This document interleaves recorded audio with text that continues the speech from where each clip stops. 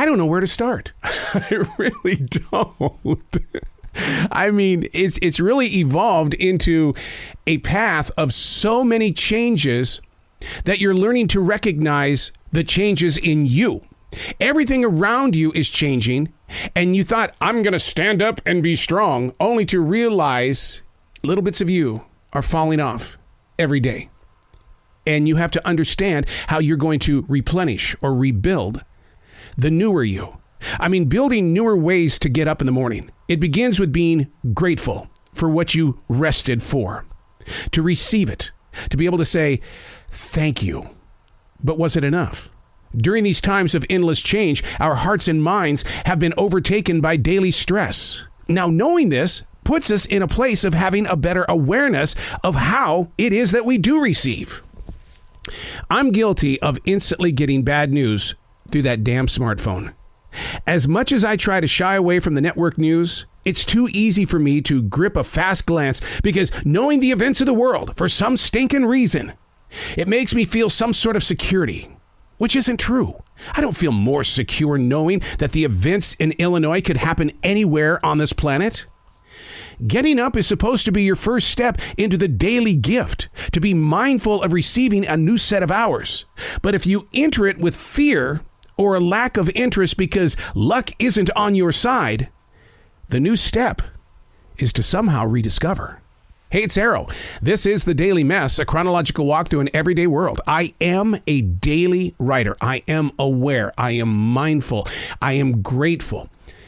And all I do is I take a thought and share it. And I always invite you to do the same, because what you experience could be something that I need. Share your emails, your text messages. Let's create conversation. That's what this is all about. The Daily Mess. What are today's goals? Feels like a lot of weight on your shoulders, right? Too much pressure. Don't even bring this up. Oh, how many times have you had that conversation? Don't even bring it up. The first goal is to keep the mental poisons away from entering the rest of your body. This is why I daily write. It's to never to pry open the soul, but to hear the ambition of creative flow coming into the light. Which means what? To the average person, to someone who is just discovering that they might have a slight understanding of what being creative is, because it doesn't happen overnight. I love listening to musicians and actors talk about how they located a place in their home to put paint on a canvas. Howard Stern is all over this. I mean, that dude loves his watercolors. Keeping the poisons out of your body isn't a virus that can be cured with time or some sort of penicillin. Every person on this planet was born with an imagination that does not turn off. What you think and how you think is fed by when, where, and why you think. Keeping the mental poisons free of your next decision. I've always told people that I can spot a depression 2 weeks out. I know when something does not feel right, which is every bit the reason why I do write first thing in the morning, and I also keep a defrag journal throughout the day. I'm documenting the process of these pieces falling off. And the question is always going to be, what are we going to learn from this?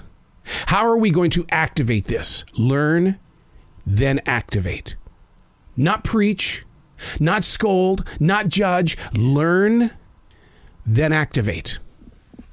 People will watch what you are doing and they will learn and activate on their own. Now, this could be something that I picked up while I was in martial arts, growing into the shape of a third-degree black belt. You learn that the best place to learn is on the sidelines. Because while you're watching other students do what you've been taught, inside your mind and soul, you're seeing their mistakes could also be your mistakes. People always say, well, I practice every day, but are you practicing good? Are you practicing right? There's a difference between good and great. It's about this much. And the question is, it's all in the mindset. Winning is a choice. Being strong with yourself doesn't mean, hey, my goal today, I don't have one. I think I'm just going to loaf around and binge watch some television. All right, do it. Do it. That's your choice. But then you can't take your poison after 6 hours of television binge watching and give it to somebody else. Don't. Because you decided that you're not going to exercise your right to bring forward your energy. I'm not bringing judgment. I'm just saying that the process of keeping the mental poison out of the rest of your body begins with the power of choice. I write. That's my way of listening. There's something inside of that thing right there. That's my body. There's something in there. It wants to speak. Are you allowing it to speak from you? Like I was talking about, the creative people who discover art on a canvas. My God. If you could see this studio, it's filled with all of my art because it was a way of expressing the activation after I learned something new. I'm Arrow, and that's the Daily Mess.